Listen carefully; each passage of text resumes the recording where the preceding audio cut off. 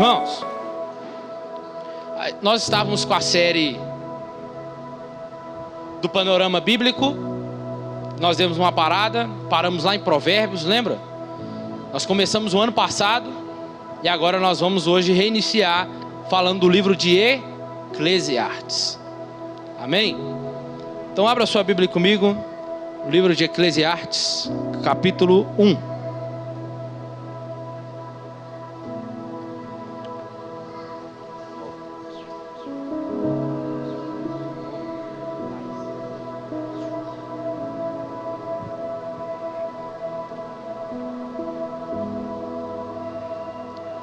Eclesiastes capítulo 1.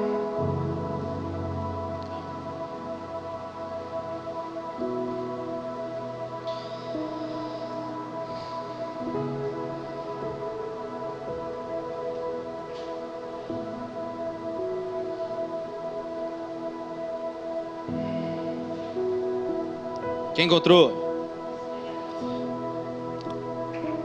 Simone, Priscila, tem cadeira aqui, ó. Palavra do pregador, filho de Davi, rei de Jerusalém. Vaidade de vaidades, diz o pregador. Vaidade, vaidades, tudo é vaidade. Que proveito tem um homem de todo o seu trabalho, com que se afadiga debaixo do sol? Geração vai, geração vem, mas a terra permanece para sempre. Levanta-se o sol e põe-se o sol e volta ao seu lugar onde nasce de novo. O vento vai para o sul e faz o seu giro para o norte. Volve-se e revolve-se na sua carreira e retorna-se aos seus circuitos. Todos os rios correm para o mar e o mar não se enche. Ao lugar para onde correm os rios, para lá tornam eles a correr. Todas as coisas são canseiras, que ninguém as pode exprimir. Os olhos não se fartam de ver, nem se enchem os ouvidos de ouvir. O que foi é o que há de ser. E o que se fez, isso se tornará a fazer. Nada há, pois novo debaixo do sol. Há alguma coisa de que eu possa dizer: vê, isto é novo? Não, já foi nos séculos que foram antes de nós. Já não há lembrança das coisas que precederam, e das coisas posteriores também não haverá memória entre os que hão de vir depois delas. Somente até aí. Irmãos, então nós estamos dentro do livro dos poéticos, Salmos, Provérbios e agora Eclesiastes. E por último nós vamos fechar com cânticos ou cantares. Mas o tema e o título de Eclesiastes é esse aí, ó: vale a pena viver. Estamos diante de um livro que fala sobre a vida e como devemos vivê-la. Salomão é o escritor dessa obra. Diferente de Provérbios e Cantares, que ele escreve ainda jovem. Provérbios, um jovem um pouco mais maduro, entendendo acerca da sabedoria, entendendo sobre as escolhas e aonde essas escolhas o levarão, nos mostrando que nós devemos aprender a seguir as instruções dos mais velhos, do pai, e nos ensina a temer ao Senhor também, que é o princípio da sabedoria.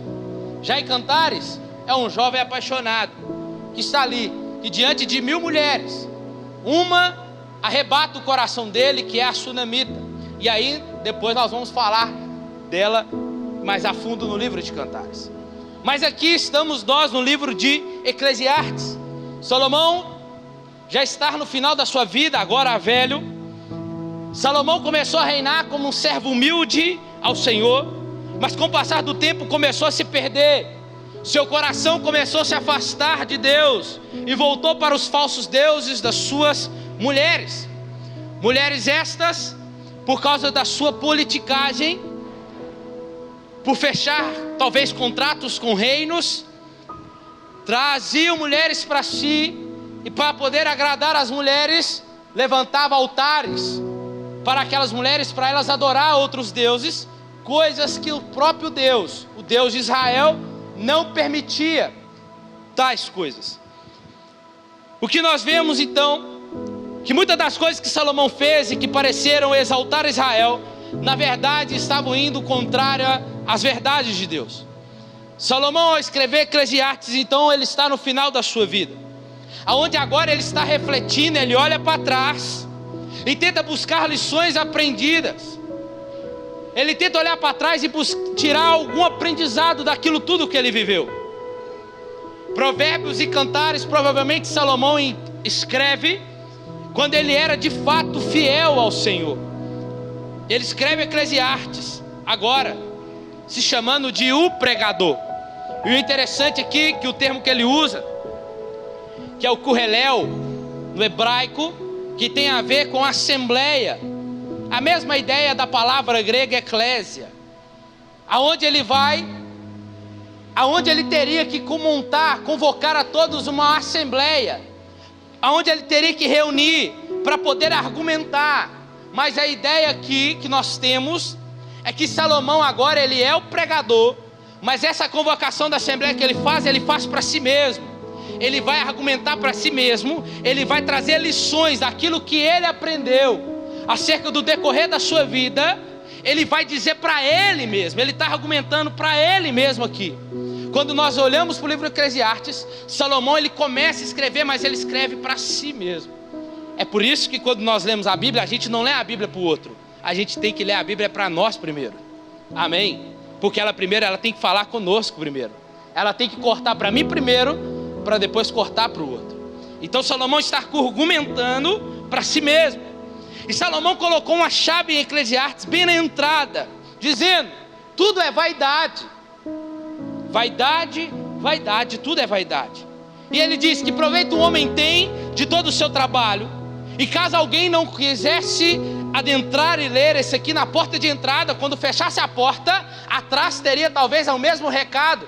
Lá em Eclesiastes capítulo 12, versículo 8, ele usa a mesma palavra dizendo: vaidade. Outra vez vos digo, tudo é vaidade.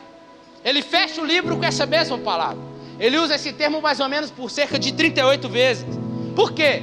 Porque ele nos quer trazer reflexões que nos fazem pensar sobre a vida e como devemos vivê-la. Ele conclui dizendo que a vida é cheia de dificuldades e de confusões. E há muita coisa que ninguém é capaz de entender sobre a vida. Quanto mais querer controlá-la, do ponto de vista dele, tudo é uma loucura, é vaidade. Porém a vida, ele aborda para nós, porém a vida é um presente que recebemos de Deus. Ele deseja então que nós venhamos desfrutar dessa vida e usemos essa vida que ele nos deu para a sua glória. Você está aqui?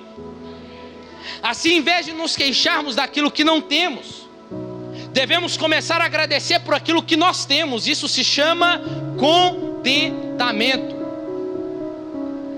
Podemos ler e entender em Eclesiastes 2:24, que diz assim: que não há nada melhor para um homem do que comer, beber e fazer com que essa alma desfrute do bem do seu trabalho, e vir também isso que vem da mão de Deus.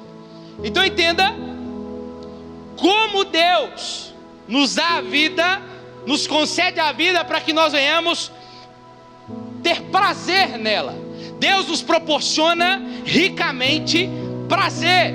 Olha o que aqui diz o apóstolo Paulo em 1 Timóteo 6,17: manda aos ricos deste mundo que não sejam altivos, nem ponha a sua esperança na incerteza das riquezas, mas em Deus, que nos concede abundantemente todas as coisas para dela desfrutarmos. Então, o que Deus nos proporciona é que com essa vida nós venhamos o quê? Ter prazer nela. A forma que nós vivemos, essa vida, temos que buscar nela ter prazer, e esse prazer tem que levar à glória de Deus. Mas o que é uma vida cheia de vaidade? É uma vida sem Cristo. É como diz Salomão, é uma vida como correr atrás do vento. Já tentou correr atrás do vento para pegar ele? É uma corrida perdida. Nós não conseguimos, porque não sabemos nem para onde ele, de onde ele vem e nem para onde ele vai. Então uma vida cheia de vaidade é uma vida como correr atrás do vento. Então vamos lá. Vaidade, tudo é vaidade. O que significa essa palavra? Significa algo que é fútil, vazio. É como um vapor, como Tiago usa em Tiago capítulo 4. É como um vapor, aquilo que desaparece rapidamente e não deixa rastro nenhum para trás. Por isso ele diz que debaixo do sol a vida é fútil, parece fútil. E é fácil nós nos deixarmos levar isso para o pessimismo. Só que é importante nós deixarmos as ideias pessimistas para viver aquilo que Jesus disse para nós. E o que Jesus disse para nós? Ele disse que eu vim para que tenham vida e tenham ela em abundância. Você está disposto a viver essa vida? Ou ler as palavras conforme Paulo diz em 1 Coríntios 15:58. Portanto, meus amados irmãos, sede firmes e constantes, sempre abundantes na obra do Senhor, sabendo que o vosso trabalho não é vão no Senhor. Nós sempre quando lemos isso aqui, vemos numa visão eclesiástica, só de igreja. Mas não, Paulo está nos chamando a atenção aqui, que a forma nossa de viver, ela tem que glorificar ao Senhor. E tudo que nós fazemos nessa vida, seja na família, seja no nosso trabalho lá fora, entenda, ela não é vão no Senhor, desde que nós fazemos a vontade dEle. Amém? Então o nosso viver aqui nessa terra não é vão, se nós vivermos de acordo com a vontade de Deus. E é isso que Salomão ensina para nós. E a pergunta para nós é: será que vale a pena viver?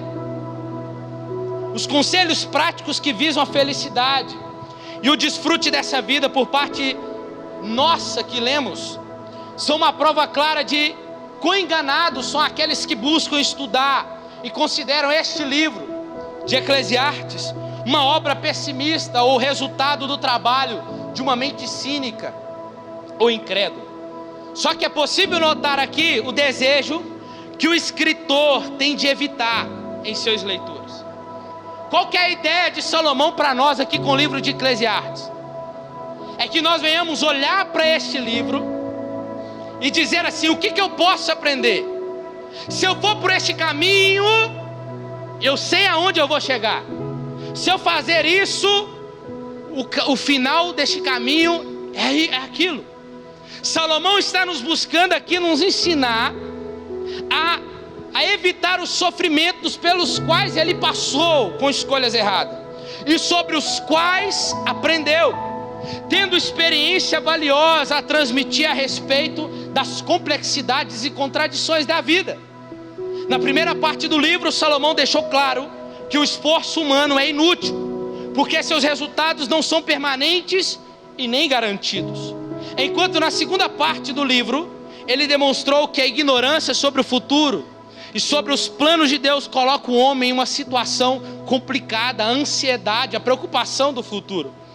Agora Salomão volta ao prazer da vida e liga uma vida aceitável diante de Deus. Para o pregador, não existe a possibilidade de desfrutar a vida de verdade sem ser sábio, e não há como ser sábio sem temer ao Senhor, que é o ponto principal do livro de Provérbios. Então entenda, não tem como nós desfrutarmos dessa vida que Deus nos deu sendo um tolo. Não tem como. Agindo feito tolo, escolhas como de uma pessoa tola. E o que a Bíblia nos ensina? Se nós queremos viver uma vida, desfrutar essa vida para a glória de Deus, temos que ser sábio, agir com sabedoria, escolhas de forma sábia e temendo ao Senhor. Aí sim, o nosso caminho, a nossa vida será uma vida de prazer no Senhor. Para falar sobre felicidade e desfrute da vida, Salomão se vale de uma figura muito eloquente lá no capítulo 11, versículo 7. Ele diz assim, ó: a luz é prazerosa e ver o sol é agradável aos olhos. Esse versículo costuma ser de uma forma excessiva interpretada de forma errônea. O que alguns dizem? Dizem que eles rendem a sentidos e significados provavelmente que vão além daqueles que leem isso aqui. Há quem diga que a luz aqui é um tipo de sinônimo para a alegria ou para a satisfação. Mas o ponto-chave aqui desse texto não é a luz em si. Não é isso. O caráter figurado da expressão não leva em conta a questão da luz em si, mas é o ato de ver o sol e ver a luz. Por quê? Porque ver o sol e ver a luz é coisa que só pode ser feita por quem está vivo. Somente. Com isso, o autor não se concentra na luz ou em algum sentido codificado para ela, mas na intenção de dizer que é bom estar vivo e aproveitar os momentos bons da vida que Deus nos dá. Você gosta de viver, irmãos? E aí Salomão, e ainda diz no capítulo 1, que proveito tem um homem com essa vida? Ele está dizendo, que vantagem tem um homem nessa vida? Que vantagem tem um homem? O que ele vai ganhar com essa vida diante de tantos problemas e dificuldades e adversidade? Que vantagem ele tem em viver? Para o cristão, sempre há como ter proveito nessa vida. Sempre. Porque tudo que o cristão faz é para o Senhor. A mãe que está aqui é uma dona de casa. A forma que ela cuida da casa, zela pela casa e cuida do marido, ela glorifica e faz para o Senhor. O motorista de aplicativo, a forma que ele dirige, leva o passageiro, ele está glorificando ao Senhor. Você está aqui? Cada forma, o jeito que nós trabalhamos, dirigimos, levamos no nosso trabalho, que seja qual ato que você está fazendo ali, se você está fazendo com excelência, como se estivesse fazendo para o Senhor, entenda, vantagem você tem, porque você faz para o Senhor. Para o cristão sempre tem como tirar proveito, porque tudo que ele faz é com alegria.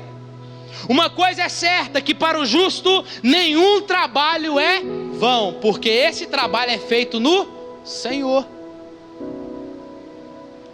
Então, se tudo que fizemos seja dentro, tudo que nós venhamos fazer seja dentro da vontade de Deus. Salomão nos diz, como diz lá em Gênesis, ele não diz isso aqui, ó: comemos, bebamos, alegremos, pois amanhã morreremos. Ele não diz isso. Antes ele nos aconselha a confiar em Deus e a desfrutar daquilo que temos. Escuta isso aqui. Salomão nos ensina a confiar em Deus e a desfrutar daquilo que temos, em vez de nos queixarmos daquilo que nós não temos. Senão a gente vira uma criança, irmãos. Criança chora por aquilo que ele não tem. Sim ou não? Ele vê o brinquedo do outro e fala assim, eu quero, e aí ele chora. Passa o brinquedo na televisão e fala assim, você compra para mim? Compro, um dia eu compro. Aí chora às vezes porque a gente não tem condição de comprar. Mas aí você vira para ela e fala assim, olha dentro do seu quarto, olha o tanto de brinquedo que você tem. Mas eu não quero. Assim somos nós, irmãos. Muitas das vezes nós somos descontentes. Em vez de nós confiarmos em Deus e desfrutar daquilo que temos, nós começamos a queixar a Deus naquilo que nós não temos. Isso se chama descontentamento. A vida é curta, é difícil, de modo que devemos aproveitá-la ao máximo enquanto podemos. Salomão tentou ser um filósofo acerca da vida, assim como eu e você tentamos filosofar, cheio de ideias acerca da vida, de pensamentos. Mas uma coisa eu e você temos que perceber, que ele também soube e disse, qual que é? Tema a Deus e guarde os seus mandamentos. No final do livro ele faz questão de dizer, no meio da minha caminhada ele pode dizer, eu falhei, eu tropecei, mas você quer viver uma vida próspera, você quer desfrutar de uma vida em Deus, você quer viver uma vida de prazer, de deleite em Deus, tema Ele e guarde os seus mandamentos. Pronto. E não podia mais ninguém, irmãos, do que Salomão para escrever esse livro. Um homem que possuía riqueza, sabedoria, oportunidades necessárias para realizar os experimentos dessa investigação acerca da vida. Tinha que ser ele. E Deus não levou o rei Salomão a desobedecer a ele para que pudesse escrever esse livro. Mas Salomão usa dessas experiências como forma de preparar para a tarefa. E é o que ele nos ensina: a desfrutar da vida e a nos contentarmos com aquilo que ele nos deu. Contentamento não se ganha, irmãos. Contentamento se aprende. É sempre em meio, sabe aonde que nós vamos aprender a ter contentamento? É em meio às tribulações. É nos momentos difíceis que temos que olhar para aquilo que está nas nossas mãos e não para aquilo que ainda não temos. Contentamento aprende assim. O seu contentamento tem que estar com quem está com você. Quem? Se Deus está com você, então você tem tudo. Agora, o descontentamento muitas das vezes está sendo por eu e você colocarmos o pé fora da palavra. Então qual que é o sentido? Caminhe, ande na palavra, pela palavra, sob a palavra e com a palavra. Seja sábio e não tolo. Olha o que o apóstolo Paulo diz em Filipenses 4:10. A gente gosta desse versículo, né? Somente o 13. Posso todas as coisas que ele me fortalece. Mas antes de Paulo dizer que ele pode todas as coisas que ele me fortalece, ele nos ensina o contexto. Eu passei fome, passei tribulações, tempestades, fui perseguido. Tudo isso é o meu momento de escassez. Mas chegou um tempo também na minha vida que eu tive abundância, tive banquetes. Sabe isso aqui? Sabe a escassez quanto a abundância? Todas essas coisas, tanto a escassez quanto a abundância, eu posso passar tudo isso, porque em meio a tudo isso, Ele me fortalece. É isso que Paulo está nos dizendo ali no texto. Isso tudo. Então entenda, isso é contentamento que Paulo está nos ensinando. É um aprendizado, não é algo automático. O aprendizado do contentamento cristão não se dá por um meio ritual místico, mas pelo exercício da confiança em Deus. Os bens materiais devem ser vistos sempre como os dons de Deus e nunca como substitutos de Deus. O nosso contentamento deve estar em Deus mais do que nos presentes, nas dádivas que Deus pode nos dar. O contentamento de Paulo não está em coisas ou em circunstâncias. A base do seu contentamento se chama Cristo, não é o dinheiro. É isso que Salomão está nos ensinando. Eu tive riqueza, tive mulheres, era o homem mais sábio. Tudo isso que eu tinha foi como correr atrás do vento. Eu não estava satisfeito. E estou aqui, está nos ensinando. Então entenda, a base do nosso contentamento é Cristo. Não pode ser o dinheiro, não são as coisas, não é um casamento, não são os filhos. Porque se a gente fala assim, eu vou estar contente quando eu tiver o carro assim, eu vou estar contente quando eu alcançar um casamento assim, eu vou estar contente quando eu tiver os meus filhos, eu vou estar contente quando eu tiver a minha vida financeira plena. Sabe o que vai acontecer com você? Você nunca vai ficar contente, porque o mal nosso de ser humano é sempre querer mais, é viver uma vida sempre querendo mais. É por isso que nós temos que aprender a nos contentar com aquilo que temos, mesmo que seja pouco nas nossas mãos, seja pequeno ainda nas nossas mãos. Se contente com pouco, para que quando chegar o muito, que é só Ele que pode colocar, aí sim você vai dar valor aqui aonde Deus tem te colocado. Ninguém começa grande, irmãos. Se alguém chegou lá em cima, chegou de elevador, alguém colocou lá, vai cair rapidinho. Porque o cristão, ele não começa lá, ele começa aqui, ó. É subindo, e é por degrau. E nesses degraus é Deus que vai forjando o nosso caráter. Deus vai nos preparando, irmãos. Então entenda, a sua plena satisfação não está em coisas, não está no seu casamento, não está nos seus filhos, não está numa vida financeira plena. A sua plena satisfação se chama Jesus Cristo. Para Ele, para Deus, o ser é mais importante que o ter, irmãos. Deus está mais preocupado em nos fazer ser do que nos dar aquilo que nós queremos. É ser caráter, padrão de Cristo. Humilhação ou honra, fartura ou fome, abundância ou escassez, eram situações vividas por ele, mas no meio delas, e apesar delas, o apóstolo Paulo aprendeu a viver contente, pois a razão do seu contentamento estava em Deus e não nas circunstâncias. Irmãos, Paulo era um termostato e não um termômetro. Um termômetro não muda coisa alguma, apenas registra a temperatura. Um termômetro não tem poder de mudar as coisas, ele se deixa afetar-se por elas, pelo ambiente. Está sempre descendo ou subindo de acordo com a temperatura. Mas um termostato não. Um termostato, ele regula a temperatura do ambiente em que se encontra e faz as alterações necessárias. Paulo era um termostato, pois em vez de ter altos e baixos espirituais, de acordo com a mudança das situações, ele aprende a viver contente apesar das situações. Ele não era uma vítima das circunstâncias, mas ele era um vitorioso sobre ela. Sabe, irmãos, o que acontece? Isso é uma frase de Agostinho. Ele diz que o nosso coração ficará inquieto enquanto nós não repousarmos em Deus. Enquanto Deus não for suficiente para nós, o nosso coração ficará inquieto.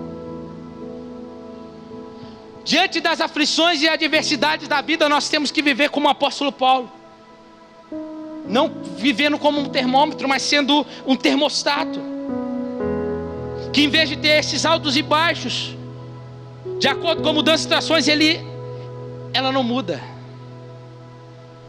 Ele não muda, ele regula a temperatura. Não é as circunstâncias, as aflições dessa vida que vai mudar quem ele é. Você está aqui? A temperatura do ambiente em que se encontra e faz as alterações necessárias que for preciso. Irmãos, Deus é muito mais glorificado em nós quando somos mais satisfeitos nele.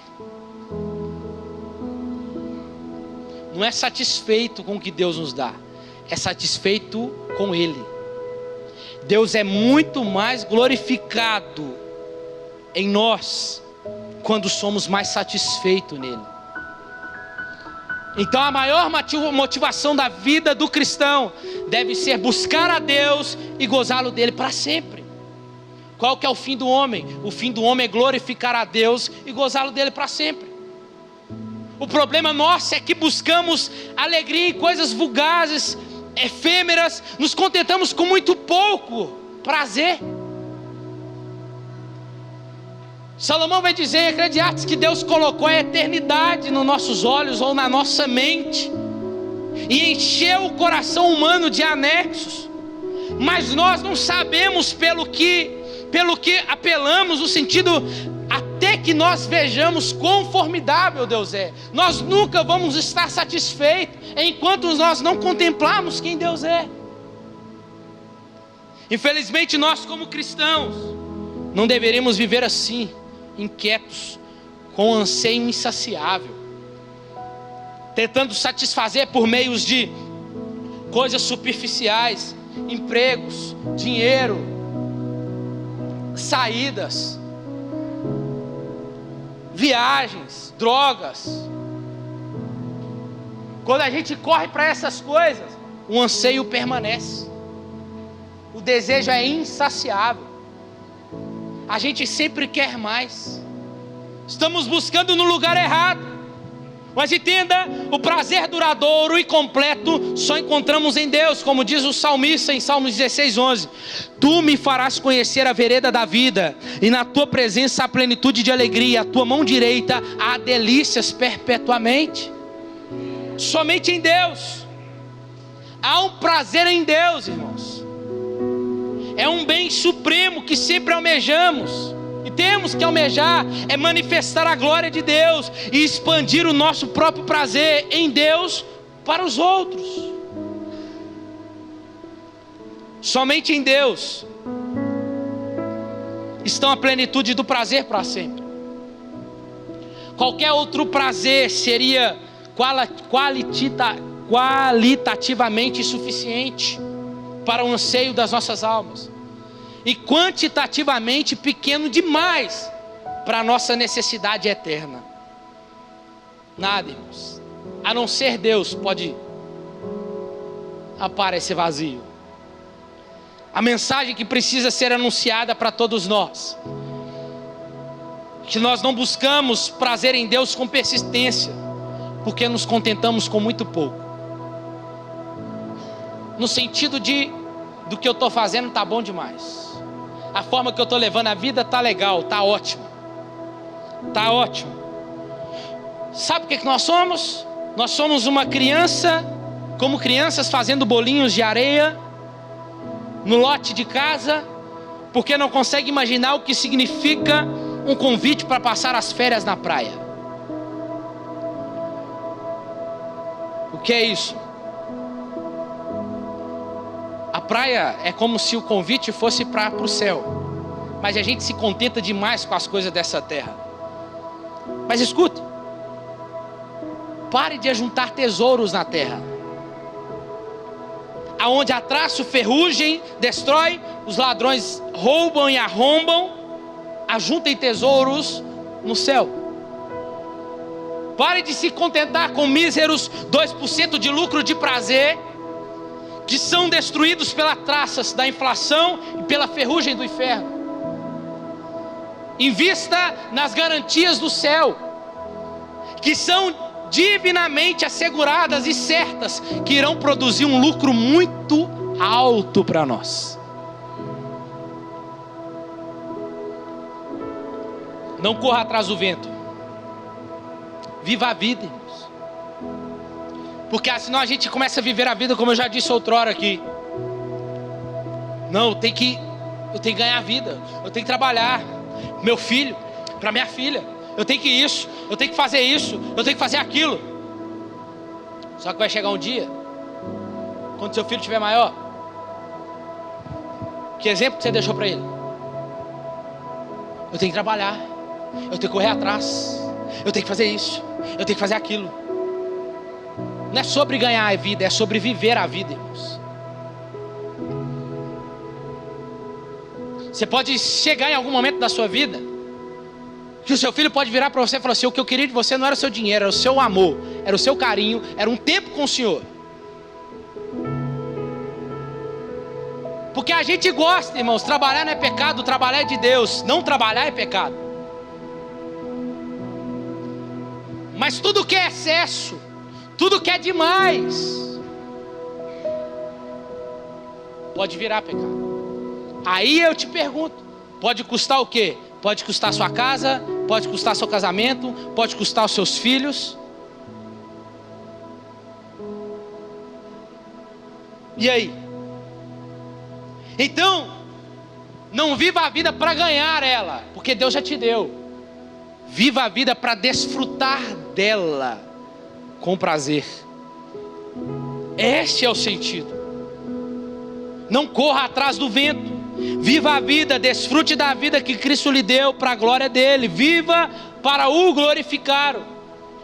Esteja plenamente satisfeito nele. A vida sem Deus é uma vida fútil. Se você buscar satisfação e realização pessoal nas coisas acima citadas dessa vida, estaremos apenas correndo atrás do vento. Quando cremos em Cristo, a vida deixa de ser monótona. Antes, a vida do cristão é uma aventura diária, sim ou não, irmãos? É uma aventura diária. Uns estão lá na montanha russa já. Outros estão aqui embaixo, no bate-bate. Mas calma, sua montanha russa chega.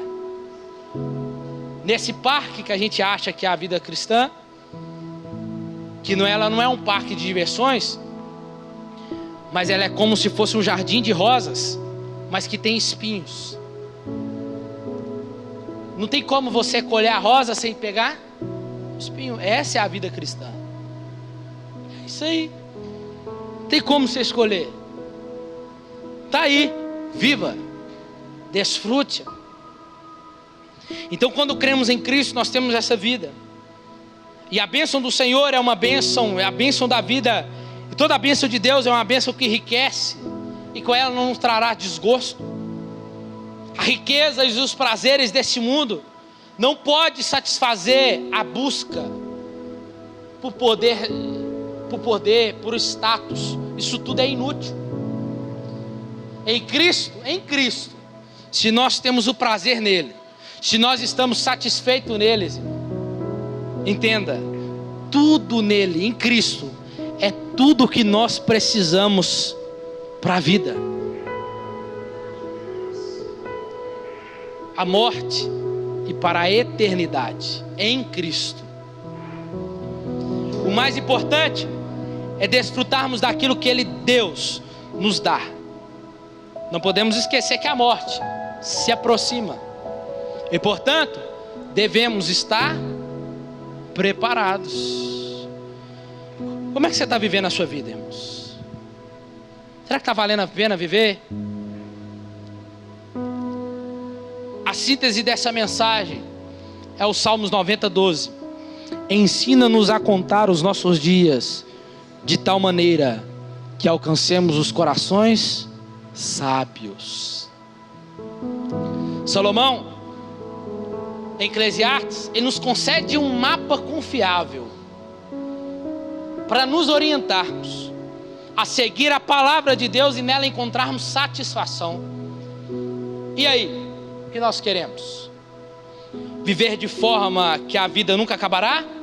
Ou vivermos para a glória dele? Entenda, toda busca nesta vida sem Cristo é uma busca inútil. O viver sem Deus é um viver impossível. E a pergunta que eu te faço: vale a pena viver? E eu quero que você responda para você.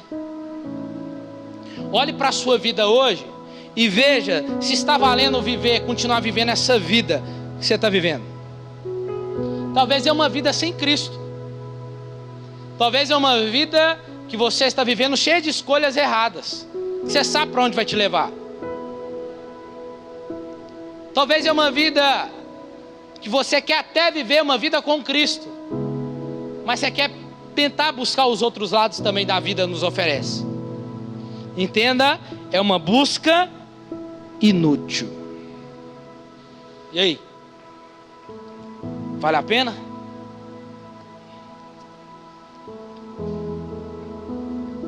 E como a gente termina todo o sermão do panorama bíblico, nós vemos Cristo em todos os livros da Bíblia.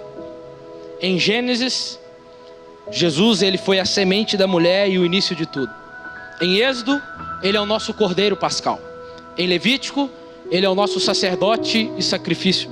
Em Números, ele é a rocha ferida. Em Deuteronômio, ele é o verdadeiro profeta. Em Josué, ele é o fio escarlate que salvou Raabe, tipificando o sangue derramado na cruz por Jesus. Em Juízes, ele é o nosso juiz. Em Ruth, ele é a nossa redenção. Em 1ª e 2ª Samuel, ele é o nosso rei esperado. Em 1ª e 2ª Crônicas, ele é o Deus que permanece fiel à aliança. Em Esdras e Neemias, é o grande e fiel restaurador. Em Esté, ele é o Deus da providência. Em Jó, ele é o nosso redentor que vive. Em Salmos, ele é o nosso pastor, o guarda de Israel, o refúgio e fortaleza, aquele que é o louvor a Deus e aquele que mostra quem Deus é. Em Provérbios, ele é a sabedoria de Deus. Em Eclesiastes, ele é o grande pregador fiel. Fica de pé no seu lugar.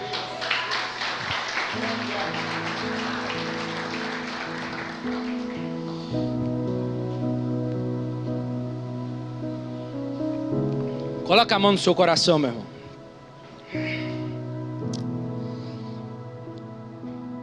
Faz uma introspecção, olha para dentro de você aí.